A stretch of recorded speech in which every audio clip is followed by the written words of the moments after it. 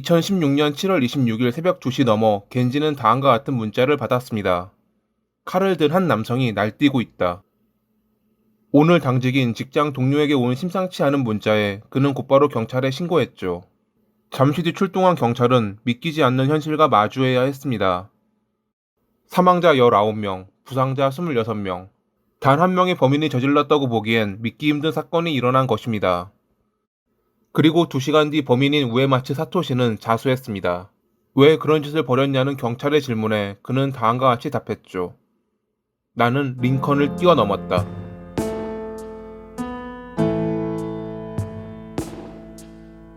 1990년 1월 20일에 일본 가나가와현 사가미하라시에서 초등학교 미술교사인 아버지와 만화가인 어머니 밑에서 외동아들로 태어난 사토시.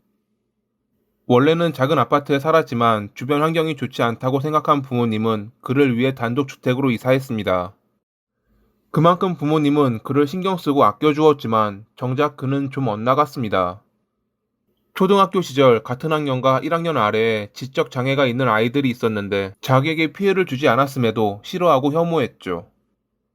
심지어 자유 장문 시간에는 장애인은 필요 없다라는 글을 쓰기도 했습니다. 중학교 시절에는 열성적인 농구 부원으로 공부도 잘하는 편이었지만 불량한 친구들과 어울리며 음주, 기물파손, 절도를 저질렀고 한 번은 1학년 아래의 장애인을 때려 처분을 받기도 했습니다. 고등학교 시절에도 농구를 계속하긴 했지만 2학년 때 같은 농구 부원을 때려 정학당하고 강제로 전학까지 갔던 그는 정신을 차리겠다며 아버지와 같은 교사가 되기 위해 테이쿄 대학 문학부 교육학과에 들어갔습니다. 교사 양성 프로그램에 지원해 실습을 위해 모교 초등학교에 다녔는데 나름 아이들 사이에서 인기가 있었다고 합니다. 그렇게 대학에 다니면서 초등학교 교원 1종 면허는 취득했지만 어떤 이유인지 교원 채용 시험은 보지 않아 그가 교사가 되는 일은 없었습니다. 따로 밝히진 않았지만 대학교 4학년 무렵 그는 문신을 너무 좋아해 팔은 물론 가슴과 등까지 문신으로 가득 채웠던 것이 문제가 되지 않았을까 합니다. 이 무렵 그는 대마 등 약물에 빠졌고 대학을 졸업한 뒤에는 한굴의 집단과 어울려 다녔습니다. 한굴에는 일본 야쿠자가 몰락한 뒤 새로 등장한 폭력단에 소속 안 된 채 범죄를 저지르는 집단을 가리킵니다. 아들에 대한 실망과 자기들이 더 잘했으면 어땠을까 하는 죄책감에 그의 부모님은 항상 다툼을 벌였고 이웃들은 종종 어머니로 추정되는 여성의 울음소리를 들었습니다. 결국 부모님은 아들을 포기하고 도쿄로 이사해 이 뒤로 사토시는 본가에서 홀로 살게 되었죠. 일단 먹고는 살아야 했던 그는 운송회사에 취직해 반년 정도 일한 뒤 지적장애인 복지시설인 츠쿠야마 유리엔에 비상근 직원으로 들어갔습니다. 면접 당시 밝고 의욕이 있어 성장할 가능성이 있다는 평가를 받으며 들어갔던 그는 생각보다 열심히 일했는지 몇 개월 뒤에는 상근 직원으로 전환됐습니다. 초반에는 장애인들은 귀엽다, 지금의 일은 천직이다는 등 밝은 모습을 보였던 그였지만 상근 직원이 되자 태도는 완전히 바뀌어 시설 입주자에게 폭언을 비롯해 치료를 방해한 폭행까지 저질렀습니다. 어린 시절부터 있었던 지적 장애인에 대한 혐오를 다시 보인 것입니다. 관리자는 몇 번이나 주의를 줬지만 그는 달라지지 않았습니다. 이 밖에도 그는 존경하던 조각사의 제자로 들어가 수업을 받던 중 장애인들을 몰살시켜야 한다라고 발언해 판문당하거나 지인과 술을 마시고 길을 걷던 중 지나가던 사람을 폭행해 경찰서에 끌려가기도 했습니다. 신일본 질서라는 제목을 붙여 장애인 살해, 의료 대마의 해금, 야쿠자를 일본 군대로 채용 등과 같은 글을 적거나 지인에게 혁명이라는 말을 반복하는 모습을 보이기도 했죠. 그리고 중의원 의장 관저를 방문해 다음과 같은 내용의 편지를 직원에게 전달하기도 했습니다. 추쿠야마 유리엔과 야스기 시내의 장애인 시설 두 곳을 표적으로 삼을 것이다. 직원이 적은 새벽에 결행한다. 직원에게는 치명상을 입히지 않고 케이블 타이로 구속해 거동이나 외부와 연락을 할 수 없게 한다. 그곳에서 260명을 말살하고 자수한다. 일본과 세계 평화를 위해 언제든지 작전을 실행할 것이다.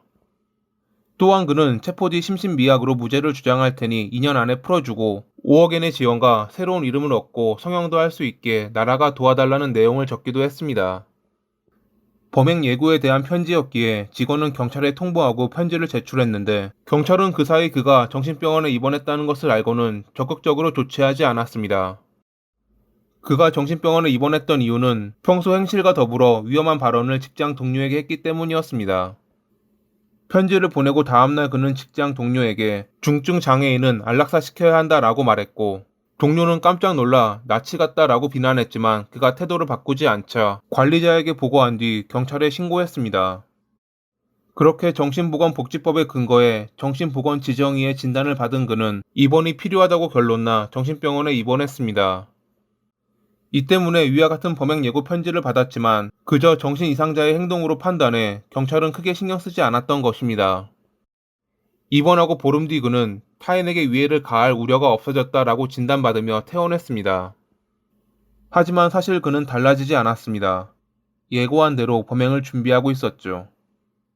사토시는 일루미나티라는 카드게임을 좋아했는데 1001은 성스러운 숫자라고 여기며 2016년 10월 1일에 범행을 계획했지만 그해 7월 25일에 시내에서 지인 남성 2명과 만났을 때 내가 표적이 되었다라고 느꼈기에 범행을 앞당겼다고 합니다. 이날 밤 그는 집에서 가져온 부엌칼 등 흉기 5개와 시내에서 구입한 망치와 케이블 타이를 가방에 넣어 호텔에 놔둔 뒤 저녁 9시 무렵 평소 호의가 있던 여성을 만나 고급 식당에서 밥을 먹으며 추쿠이야마 유리엔 습격 계획을 이야기했다고 합니다. 그녀는 그 이야기를 대수롭지 않게 여겼죠.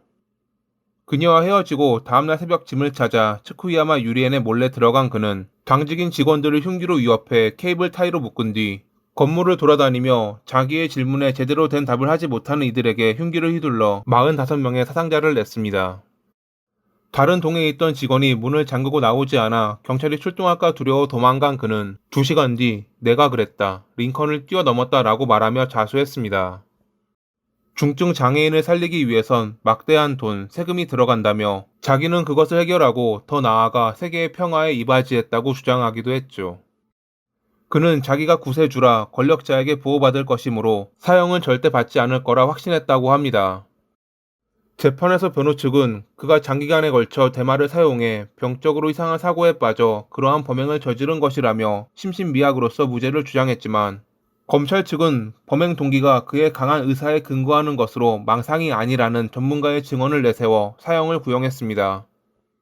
2020년 3월 16일 요코하마 지방법원은 그에게 형사 책임 능력이 있다고 판단하며 구형대로 사형을 선고했습니다.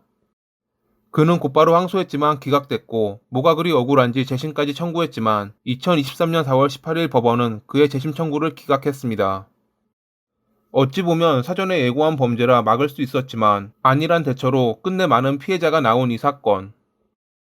자기가 가진 혐오를 공동체의 이익을 위해 그랬다는 억지 포장으로 감추려 한 그가 하루빨리 형이 집행돼 본래 있어야 할 지옥으로 돌아가길 바라며 이만 마칩니다.